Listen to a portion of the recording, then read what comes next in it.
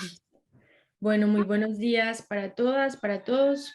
Desde el Centro de Investigaciones les damos la bienvenida a esta divulgación que nos convoca hoy y que se titula Ideas de Nación en la Guerra de 1876-1877.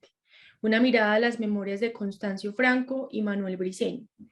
Bueno, en primer lugar, comenzar pues felicitando a Marilyn Forero Laya, que es la estudiante que ha venido realizando este proyecto de investigación. Para el Centro de Investigaciones es muy importante abrir estos espacios de visibilidad que van a quedar también pues como disponibles en la web y que se puedan conocer los resultados de un proceso de investigación pues que ha sido riguroso, que ha tenido acompañamiento por parte pues de la facultad, del Centro de Investigaciones, pero también de quien hizo las veces de tutor y asesor de la estudiante.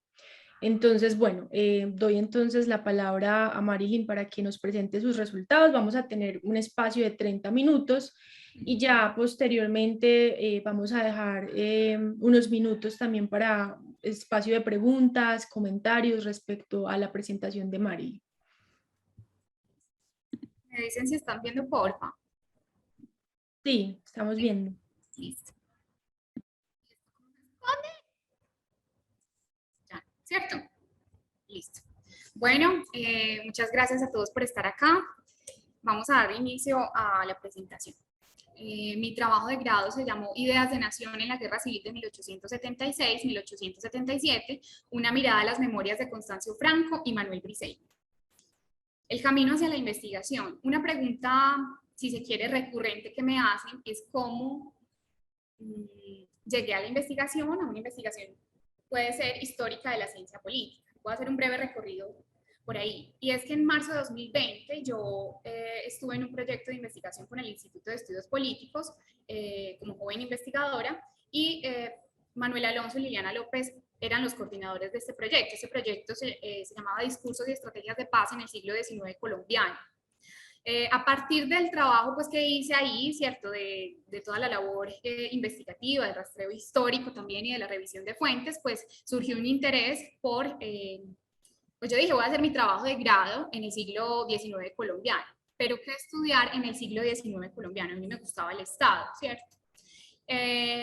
Hablé con Manuel Alonso ya en calidad de asesor y bueno, hicimos unas listas de categorías y temas que me gustaban y a partir de ahí una revisión bibliográfica. Cuando yo hice el proceso de revisión bibliográfica, pues creí haber encontrado una gran hipótesis, pues leyendo también a Mauricio Uribe, dije, voy a estudiar, voy a proponer esta hipótesis y es, la nación impide al Estado colombiano. La nación, las guerras por la nación, el intento de configuración de la nación colombiana y las estrategias que giraban en torno a ella, pues impedían el desarrollo o el despliegue institucional del Estado colombiano. A lo que Manuel Alonso, pues, me sugirió que tuviéramos una asesoría con Liliana López para que me aclarara eso del Estado y eso de la nación que yo estaba viendo como antagónicos. Con la asesoría de Liliana López, pues me di cuenta que el Estado-nación moderno no podía verse de manera escindida, de manera antagónica. Y me explicó por qué, y ahí entendí. Yo dije, bueno, ahora sí quiero estudiar la nación en el siglo XIX colombiano, ¿verdad? Pero ¿qué estudiar de la nación, ¿cierto? Y además en el siglo XIX colombiano, porque es muy amplio, me decía Liliana López, es un siglo muy amplio, obviamente, y además es muy difícil de estudiar, hay que encontrar un momento histórico determinado para hacer el proceso, la investigación, entonces por eso hay que seguir delimitando, hay que decir cuándo, en qué momento del siglo XIX, con quiénes vas a estudiar la nación, con qué personajes y por qué. Entonces, decidimos, con la ayuda obviamente de los asesores, ubicarme en 1876-1877 con la Guerra de las Escuelas. ¿Por qué la Guerra de las Escuelas? Esta guerra tiene, digamos, 4 acontecimientos históricos, bueno, voy a mencionar 3 como acontecimiento histórico, el último ahorita les cuento. 3 acontecimientos históricos importantes para su despliegue. 1849 con la elección de José Hilario López, 1863 con la expedición de la Constitución de Río Negro, 1870 con el decreto orgánico de instrucción pública. La elección de 1849 con José Hilario López es importante porque José Hilario, se me olvida mencionarles, estos tres elementos giran en torno a un elemento macro, si se quiere macro, o más importante, o muy importante, y es el liberalismo, ¿cierto? José Hilario López es un liberal. Hola, ¿qué es esto que suena? No los estoy viendo, entonces si me quieren decir algo, por favor, me hablan, ¿listo? José Hilario López es un liberal, es un heredero del ideario francés y un fiel creyente en la tríada de la Revolución Francesa, ¿cierto? Libertad, igualdad y fraternidad. Y él creía que a través de esta tríada podíamos llegar a las vías del progreso en el país. Y la forma expedita, entre comillas expedita, de lograrlo era la educación laica. Esa por un lado. Con la Constitución de Río Negro de 1863, voy a hacer una anotación que no hice al principio, me van a disculpar la interrupción, y es que todos los historiadores que están acá, por favor, me disculpan las ligerezas que vaya a cometer. ¿Listo? Bueno, 1863 con la Constitución Política de Río Negro. Esta Constitución se va de frente contra la Iglesia Católica, ¿cierto? Saca unas medidas que restringen a la Iglesia Católica en la participación política e incluso en la vida cotidiana de los católicos en el país, ¿cierto? Como la tuición o la inspección de cultos, sacan a jesuitas del país, expropian los bienes eclesiásticos. Esto, pues, evidentemente genera odios y va siendo como caldo de cultivo de rencores en el país, y Mariano Ospina también, los conservadores, diríamos que en cabeza de Mariano Ospina, también se oponen a este proyecto liberal de manera vehemente, ¿cierto? Ya en 1870, con el Decreto Orgánico de Instrucción Pública, que es firmado por el presidente Eustorgio Salgar, también va de frente contra la Iglesia Católica. Y dice, vamos a arrebatarles el monopolio de la educación a la Iglesia Católica, porque es que a través de la Iglesia podíamos formar este hombre que iba a defender el proyecto liberal. Entonces, si le arrebatamos el monopolio a la Iglesia Católica, pues tenemos la posibilidad de moldear la nación colombiana como nosotros queremos, ¿cierto? Estos tres hechos son fundamentales para la guerra de las escuelas. Entonces ahí vamos viendo cómo se va formando ese andamiaje político y de rencores y de desconfianza de los conservadores y la Iglesia Católica frente al proyecto liberal. El otro elemento que es importante es que a partir de 1870, un poquito antes, el proyecto, los liberales deciden con mucha fuerza arriesgarle o apostarle a un proyecto unificado del país, obviamente unificado en lo heterogéneo, ahorita vamos a ver esas diferencias.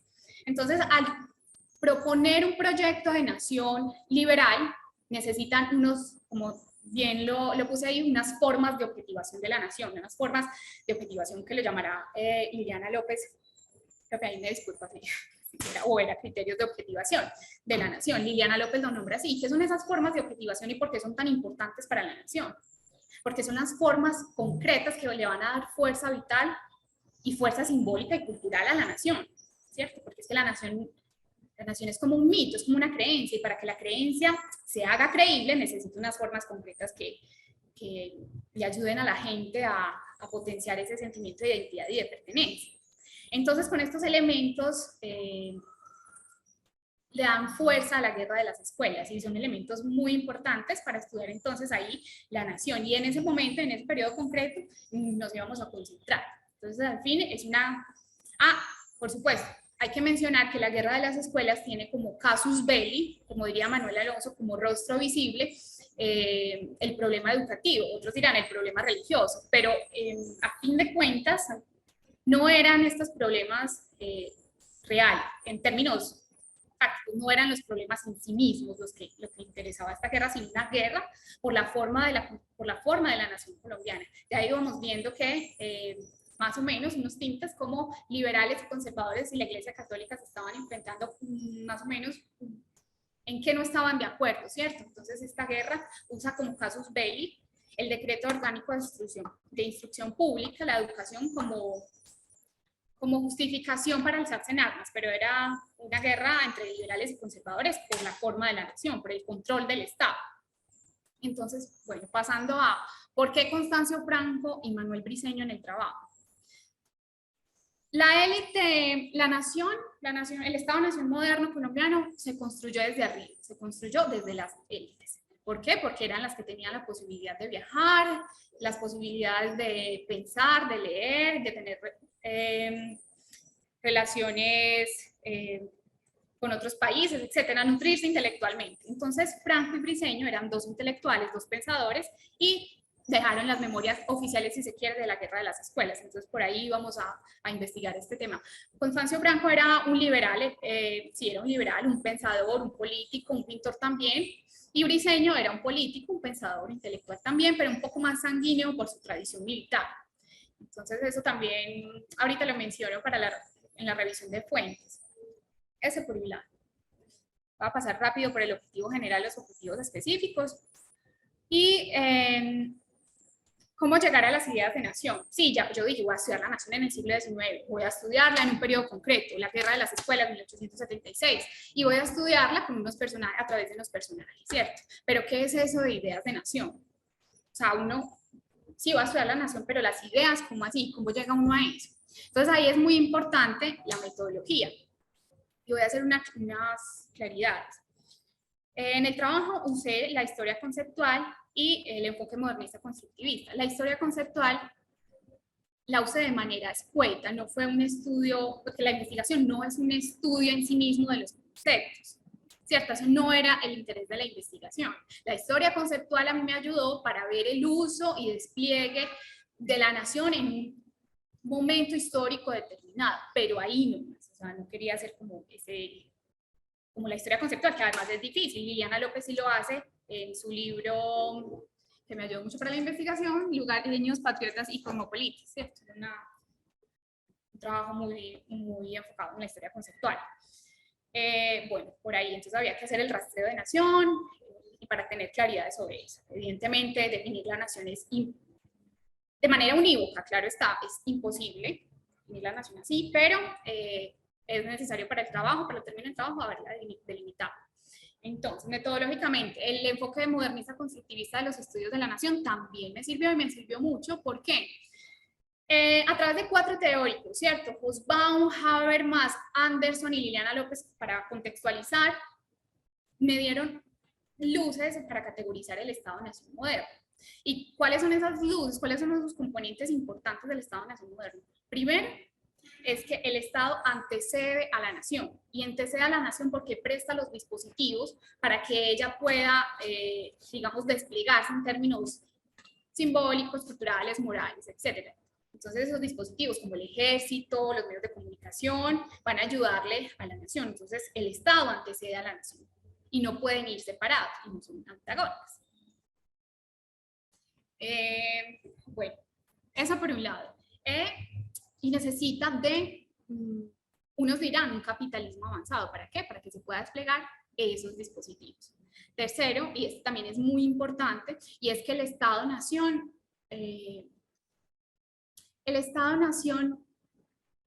se fundamenta en criterios políticos y no esencialistas, es decir, la raza, la lengua, el suelo, no hace parte de este enfoque modernista para entender el Estado-Nación moderno, ¿verdad? Sino en criterios políticos, es decir, están regidos bajo las mismas leyes a través de un pacto voluntario contractual, ¿cierto? El contractualismo que uno llamaría.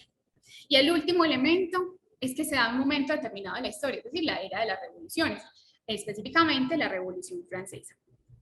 Y este último es importante porque nos ayuda a pasar entonces al otro ítem, ¿cierto? Es España y Francia, dos caminos interpretativos. Si vemos que se da en un momento determinado de la historia, como la era de las revoluciones, la Revolución Francesa, allá vamos viendo que con la Revolución Francesa se expande el liberalismo, las ideas liberales, y como se expande, pues llega evidentemente a España y lo que conocemos hoy como Colombia, ¿cierto? España en ese momento estaba con problemas con las guerras napoleónicas, y los independentistas criollos, pues con todo ese bagaje intelectual que tenían, ese bagaje conceptual, el andamiaje conceptual que tenían, pues dijeron, nosotros tenemos que crear una nueva sociedad afrancesada, ¿cierto? Donde impere la razón, tenemos que crear unos nuevos lazos sociales, ¿cierto? Alejadas de la tradición colonial. Ahí estaba Simón Bolívar y se me escapa el nombre de los otros. Pero este proyecto, disculpen, voy a tomar agua. Pero este proyecto afrancesado, liberal, también iba a tener unos opositores, ¿cierto? que van a decir, no, nosotros pues sí, sí, pero no así, porque queremos también el orden colonial, nos gustan las tradiciones, la religión católica, queremos que la religión siga cooperando con el Estado. Entonces como que ya vemos que también desde ahí, desde el inicio del siglo XIX, se comenzaron esas divisiones. A mediados del siglo XIX, unos nuevos intelectuales mucho más radicales, unos liberales mucho más radicales, empiezan una tarea de erradicar ese orden tradicional. Y como son tan radicales, pues la oposición también se pone muy radical, ¿cierto? Entonces ahí ya se dan como dos vertientes ya más marcadas, los valores cristianos. Entonces los conservadores, vamos por los valores cristianos, la nación tiene que ser una nación católica, vamos a defender la familia, ¿cierto? Mientras que los liberales no, nos vamos por los derechos individuales, ¿cierto? El Estado tiene que ser secularizado, la educación tiene que ser laica. Y vemos todas esas divisiones que nos dejó el legado francés, pero también una combinación ahí con España. ¿Por qué una combinación? Ahí es importante para el trabajo y que Liliana López y el profesor Manuel me ayudaron mucho, y nosotros podemos hablar de un Estado-nación moderno colombiano, porque venimos, claro, y se acoge a las ideas republicanas francesas e inglesas, y es, nos vamos a regir bajo el mismo gobierno. ¿Queremos progreso? Sí. ¿Queremos la aplicación de las leyes y la superposición de la Constitución? Sí, lo querían liberales y conservadores al tiempo, solo que lo querían de manera distinta. Y esa es una de las razones por las que el trabajo se llama para mirar las ideas de nación, ¿cierto? Dos ideas de nación, absorbidas, si se quiere, por el republicano, pero como lo diría Liliana López, un republicano de derechos y un republicanismo de derechos y un republicanismo de la tradición. Entonces, para ver esas diferencias ya de manera, entre comillas, textual para la investigación, pues necesitaba las memorias, ¿cierto? Necesitaba hacer la revisión de fuente histórica, de fuente primaria. Y esa disputa que les mencionaba antes, pues se da a través del papel. ¿Por qué? Porque son los medios y los dispositivos, los medios de comunicación, los mapas, los poemas, como se va a construir también ideológicamente la nación. Entonces estaba Franco del lado liberal y Briceño del lado conservador. Ya, ¿qué nos dicen las memorias? Constancio Franco escribió apuntamientos para la historia de la guerra de 1876-1877, y Manuel Briceño, La Revolución, Recuerdos para la Historia. Hacer esta revisión, que se hizo 2 veces, implicó obviamente la ayuda de mi asesor de manera experta. ¿Por qué? Y con una pregunta: revisar fuente primaria para una politóloga que nunca había pues ahondado de manera juiciosa en la historia como disciplina, pues fue difícil. Entonces, para interrogar a la fuente primaria hay que hacerle unas preguntas para uno no perderse y para uno no perder el objetivo, ¿cierto?, de lo que está haciendo. Y sobre todo porque la nación, como les mencionaba, no es que uno la vaya a encontrar de manera explícita o que sea un concepto unívoco y ya definido, por supuesto que no. Y sobre todo en los textos del siglo XIX.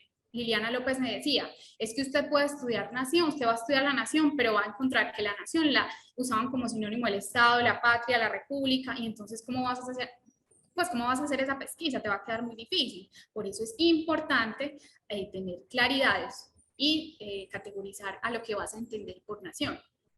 Cuando ya hice todo el trabajo que les mencioné, con la historia conceptual, con el enfoque modernista constructivista, entonces uno puede, ahora sí, digamos, hacer unas delimitaciones, un mapa mental sobre qué voy a entender por nación, y al momento de revisar las memorias, ya uno tiene, entre comillas, más claridad sobre lo que va a entender por idea de nación, ¿cierto? Pero entonces, bueno, retomo, la ayuda de Manuel Alonso fue fundamental por una pregunta que me iba a guiar en la revisión de la fuente primaria, y era: usted va a revisar esa memoria y ¿qué le va a preguntar? Usted tiene que mirar qué quiere Franco, qué quiere Briceño y qué estaban defendiendo. Esta es la pregunta: ¿qué defiende Briceño y qué defiende Franco? Cuando usted logra ver eso, está rastreando una idea de nación. ¿Por qué? Por ejemplo, Yo revisé Constancio Briceño, por ejemplo, y él decía, defendemos la familia, defendemos el honor, defendemos a Dios y patria, y ahí no me está hablando de nación de manera explícita. Pero ya sé con el andamiaje anterior que esas ideas más tradicionales, más arraigadas a las costumbres, a ser herméticos con lo de afuera, pues me está dando una idea de nación conservadora, más tradicional. Lo mismo pasaba con los liberales, con la memoria de Constancio Franco. ¿Qué está defendiendo? Defendemos el derecho a la libre expresión, a escribir en tales diarios. Bueno, está defendiendo un derecho que nos legó la Revolución Francesa sobre el periodismo, sobre escribir libremente y sobre no ser coartado por el Estado, ni herencia de la Iglesia Católica, ni libre expresión, por ejemplo. Entonces ahí yo veo ya que hay unas ideas de nación, no de manera textual, pero ya como había hecho el trabajo anterior para entender eso. Bueno, entonces en la revisión de las memorias, que se hizo 2 veces, pude encontrar 3 ejes conceptuales a través de esa pregunta, 3 ejes conceptuales que fueron vulnerados, ¿cierto? Apareció la libertad, apareció la educación y apareció el progreso. Ya sabemos por qué son esas 3 categorías, ¿cierto?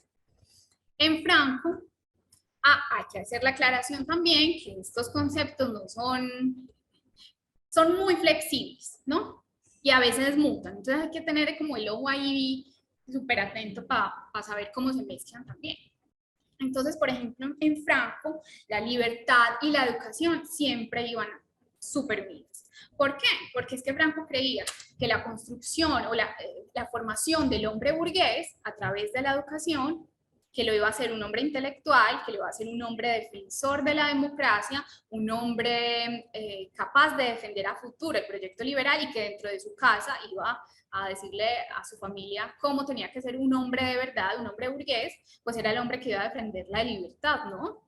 La libertad, ese proyecto que venían trabajando desde 1870. Entonces, en Briceño, por ejemplo, la libertad está atada, entre otras, al orden constitucional. Sí, la defensa de las leyes, la defensa del orden constitucional. El hombre cristiano, si el otro era el hombre burgués, este es el hombre cristiano, pues ese hombre cristiano va a acatar las leyes, pero las leyes bajo el orden divino. La fe y el culto al clero católico no eran elementos de gobierno. Entonces, ahí vemos cómo se van mezclando estos conceptos, que son, perdón, estos términos, que son iguales, libertad para conservadores, libertad para liberales, pero con una interpretación completamente distinta. Entonces, la libertad que viene de Dios versus la libertad a través de la educación y las libertades individuales. Y Briceño lo decía constantemente, ahí les iba a contar, que Briceño, al ser más de tradición militar, al ser más pasional, pues se facilitó mucho las memorias, entre comillas facilitó, a diferencia de lo que Manuel Alonso y yo pensábamos, ¿cierto? Que el liberal iba a ser mucho más fácil de rastrear. Y no, gracias a ese ímpetu y esa pasión sanguínea de los militares, pues pude rastrear más fácil las ideas de nación en las memorias de Manuel Briceño. Sí, es Manuel Briceño, ¿cierto? Briceño lo dice constantemente en sus memorias y ahí va atada al ítem de abajo que dice educación sí, pero no sí. Y es que con el decreto orgánico de instrucción pública, me atrevo a decir, los liberales cometieron un error muy grande y fue cortar de tajo con el pasado, ¿cierto? Querer imponer una tradición nueva sin contar, por lo menos paulatinamente, con estas facciones tan potentes. Ese error, pues lo señalaba constantemente, no, lo mencionó Jaime Jaramillo, que ahorita les cuento un poco sobre eso, pero bueno, Briceño decía, es que con esa reforma lo que quieren es robarse el corazón de los niños, ¿cierto? Corromper las ideas morales y alterar el bien. La educación, evidentemente, para Briceño y para los conservadores, entonces era una educación católica, una educación que siguiera la tradición de tanto tiempo, que siguiera siendo controlada por el clero católico. Y el ítem de abajo, súper importante, ¿cierto? Como las conciencias de los feligreses estaba poniéndose en peligro por este proyecto liberal, pues entonces la Iglesia Católica y los conservadores se unen contra el mismo enemigo común, ¿cierto? Los conservadores instrumentalizan a la Iglesia Católica. La Iglesia Católica, ni corta ni perezosa, pues no vio problema con eso y también tenía intereses ahí. No es que fuera solamente un instrumento para los fines de los conservadores, sino que tenía sus intereses de por medio. Entonces comienzan a aliarse y ahí generan una facción muchísimo más fuerte, que eso deviene en, pues que se ven con la hegemonía conservadora tiempo después. Iba a decir algo y se me escapó. Bueno, ya con la categoría progreso, que también pasa, es difícil para ellos, en las dos memorias el progreso es material, el progreso es moral, cultural, pero entonces digamos que pudimos hacer, en términos generales, una definición de lo que sería el progreso en términos económico, moral, católico y liberal de carácter individualista, por ejemplo. Para Franco era muy importante, para los liberales, la ciencia, ¿cierto? Entonces la construcción de ferrocarriles, estar avanzados tecnológicamente, eso impulsaba y le daba fuerza al proyecto de nación, porque nos iba a interconectar, ¿cierto? Nos iba a acercar. El comercio iba a estar mucho más cercano a las poblaciones. Y no es que los conservadores no estuvieran de acuerdo con este progreso económico, sino que, pues como sabían que esto era una estrategia también para impulsar el proyecto liberal, pues se opusieron a la construcción de ferrocarriles, por ejemplo. O decían que sí, que la ciencia era válida, pero sí estaba en comunión con la religión, porque el resto era un atentado, una violación más a las ideas morales. Entonces, esto fue, ¿cuánto tiempo llevo? Ya casi. A las ideas morales de los conservadores. Pasemos a las conclusiones. El concepto, como dije, el concepto de nación es polisémico, complejo y difícil de encapsular. La profesora Liliana López siempre fue súper enfática, después lo iba a hacer el profesor Manuel Alonso, y que no me perdiera. Tenía que tener claridad sobre eso, aún sabiendo lo difícil que era para poder, para así lograr la investigación. Como mencioné, un republicanismo de derechos, un republicanismo de la tradición. Los liberales y los conservadores comulgaban con estar regidos bajo un gobierno común, ¿cierto? Con esa idea de Estado-Nación, pero era diferente.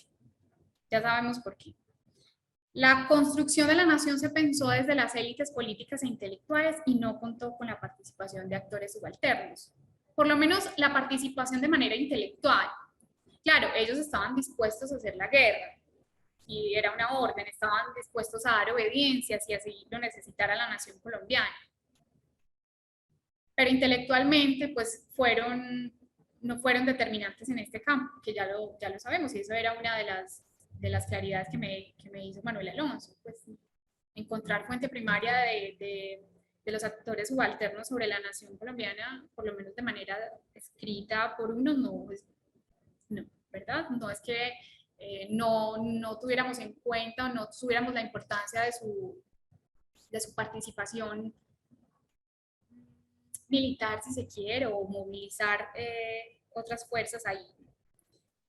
La guerra de las escuelas, una guerra por la defensa de los proyectos nacionales y no por la educación. Como dije al inicio, el casus belli fue el problema educativo, el decreto orgánico de instrucción pública iba a mover. Vio la guerra de las escuelas, los padres no iban a dejar a sus hijos a merced del mal, y la Iglesia Católica iba a dar la pelea por defender su poder, ¿no? Y los conservadores por el control del Estado, y los liberales también. Pero entonces de frente, casus belli, el rostro visible fue la educación, pero de fondo ya sabíamos que era el control del Estado y superponer una idea, un proyecto nacional, fuera una nación liberal de corte progresista o una nación católica. El Estado-nación secularizado, a diferencia del religioso, tiene que legitimarse a sí mismo a través de otras fuentes, Y esas fuentes pocas veces tienen la misma fuerza que la cohesión social configurada mediante criterios objetivos y religiosos. Esa era, digamos, si se quiere, una de las desventajas del liberalismo, ¿cierto? Es que la iglesia, los conservadores tenían como instrumento la Iglesia Católica y era su proceso cultural y simbólico desde hacía muchísimo tiempo. Ya tenían una identidad ahí ganada hace rato. Entonces, al Estado-nación secularizado le tocaba reinventarse, le tocaba buscar maneras, y entre esas maneras era quitarle la educación y el monopolio a la Iglesia Católica y bueno, a los conservadores con esa tradición que tenían. Por último, los retos y aprendizajes. La historia, sí, una disciplina muy difícil, pues de manera politóloga, yo no había estudiado de manera profunda la historia, ni en mi pregrado vimos materias de historia, pero de la manera que lo hice fue un reto para mí y también un reto para mi asesor, que muchas gracias por aguantarme. Interrogar e interpretar fuente primaria, como lo dije, había que tener unas preguntas claves, no perder el objetivo para poder hacerle las preguntas pertinentes y así tener la información más escueta y más organizada y la información que era, ¿cierto? Me perdí en la guerra civil, me perdí muchísimas veces, Manuel Alonso me jaló las orejas muchas veces porque estaba desviándome de los objetivos, porque la guerra me absorbía, ¿cierto? Yo me metía en la guerra, pero no estaba buscando la nación por ahí, sino que me perdía era en los relatos de la guerra. Bueno, eso fue una tarea ardua, nos demoramos ahí harto. Estado y nación no son sinónimos, eso no se me va a olvidar, uno usualmente tiende a hacerlo como si fueran iguales, pero no lo son, ya sabemos algunas diferencias. ¿La nación aún está en disputa? Sí, la nación aún es un proyecto inacabado, nos dirán cuándo empezó, pero bueno, esas son otras críticas.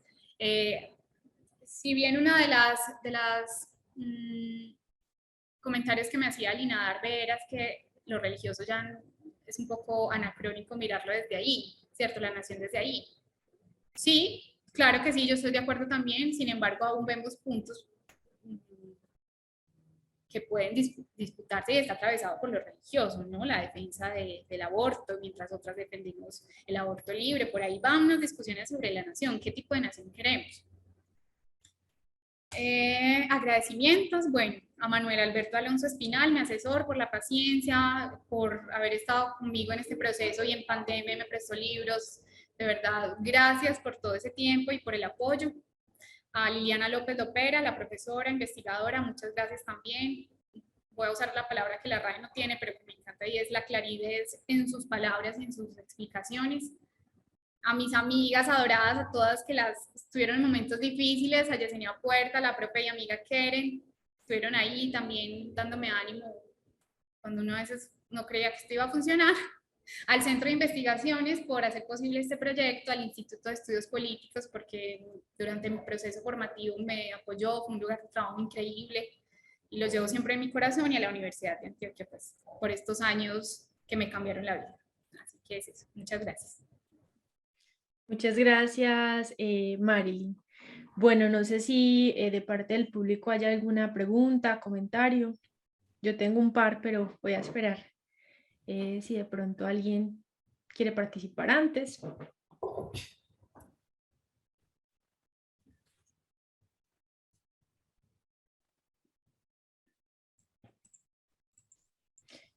Bueno, mientras del público se anima, yo quisiera, Marilyn, pues en primer lugar felicitarte. Bueno, yo también soy politóloga y sí creo que, pues me imagino porque nunca he hecho una investigación como de corte histórico, ni historiográfico, me imagino que fue todo un reto, entonces felicitarte porque además es un tema que me parece que, por lo menos desde ciencia política, es poco estudiado, ¿cierto?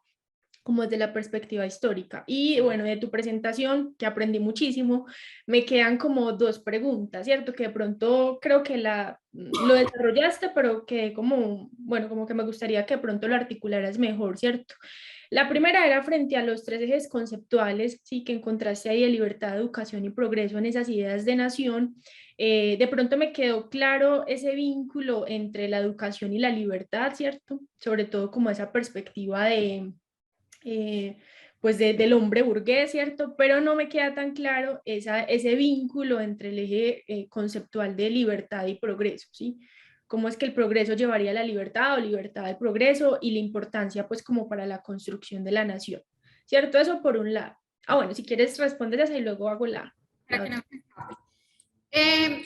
No todos estos conceptos, estos tres ejes conceptuales se mezclaban, sí, o sea, de manera, digamos, insistente la libertad de la educación, tanto en Constancio Franco como en Manuel Briceño estaba ahí, latente, ¿cierto? Y mira que estamos en la guerra de las escuelas, los casus belli era la educación, etcétera. Pero el progreso no fue tan marcado con la libertad, es decir, tenía un tinte más económico, pues se mezclaba con el progreso del avance moral, cultural, etcétera, pero entonces lo que hicimos fue mirar ese avance en términos materiales. Entonces, cabe señalar que los conservadores no es que estuvieran, no es que no quisieran el progreso, ¿cierto? El progreso material, la construcción de escuelas, etcétera, pero lo querían hacer para su proyecto y sus estrategias y a su forma, ¿cierto? Entonces ahí el progreso, digamos que sería una categoría que nada solita. Ah, ok, o sea, no había como en los textos que revisaste, en las fuentes, no había como una vinculación explícita entre esa idea de progreso o cómo el progreso iba a crear, pues, hombres y mujeres más libres en la nación. De manera insistente no, porque digamos el progreso educativo, ¿cierto? Y el ir hacia adelante, como con los liberales, era ir hacia adelante, era crear un hombre burgués, ¿cierto? Pero el progreso para los liberales era otra, pues, no era tanto ir hacia adelante, ¿no? Sino echar un poquito para atrás o quedarnos con lo que tenemos, pero renovando algunas cosas. Claro, para los conservadores, como esa resistencia Uh-huh. como a los cambios bruscos o... Listo, ok, gracias. Y lo segundo era, bueno, tú decías como que en esa construcción de la nación colombiana, digamos que la participación de los actores subalternos fue más bien marginal, en el sentido de que no fue una participación, digamos, como intelectual, sí, aunque tú decías que por ahí te habías hallado pues como alguna otro tipo de participación más en términos militares, etcétera. Yo quería preguntarte qué estás entendiendo ahí por actores subalternos, ¿cierto? ¿Quiénes entran dentro de ese concepto? Bueno, en términos generales, no es un estudio súper diferenciado de la clase subalterna, pero entendamos la clase subalterna como la que no tiene los medios o, ¿cómo lo diría Marx? La fuerza, bueno, se me escapa, ¿cierto? Los medios no tenían ni las relaciones políticas, ni sociales, ni la maquinaria, ni la posibilidad de educarse para movilizar, ¿cierto? Entonces, eso entendíamos los actores subalternos. Como sobre todo clases Los, bajas, no en las términos mujeres, los negros. indígenas, sí, es que a eso iba, sobre todo, pues como si actores subalternos era sobre todo, pues, es decir, es una categoría que entiendo, la estás comprendiendo como desde una multidimensionalidad, como en términos económicos, ¿cierto? Como clases bajas, pero también en términos culturales, pues como indígenas, negros, que pues precisamente en razón del racismo de la época, pues no tenían un poderío, pues ni político, ni social, ni económico. Entiendo que, bueno, que sí, esa era como una pregunta que tenía pues ahorita que lo mencionabas. Yo tendría pues como esas dos preguntas, nuevamente reiterar pues como las felicitaciones por el trabajo, me gustaría leerlo. Y bueno, no sé si el público tengan como alguna otra pregunta, comentario.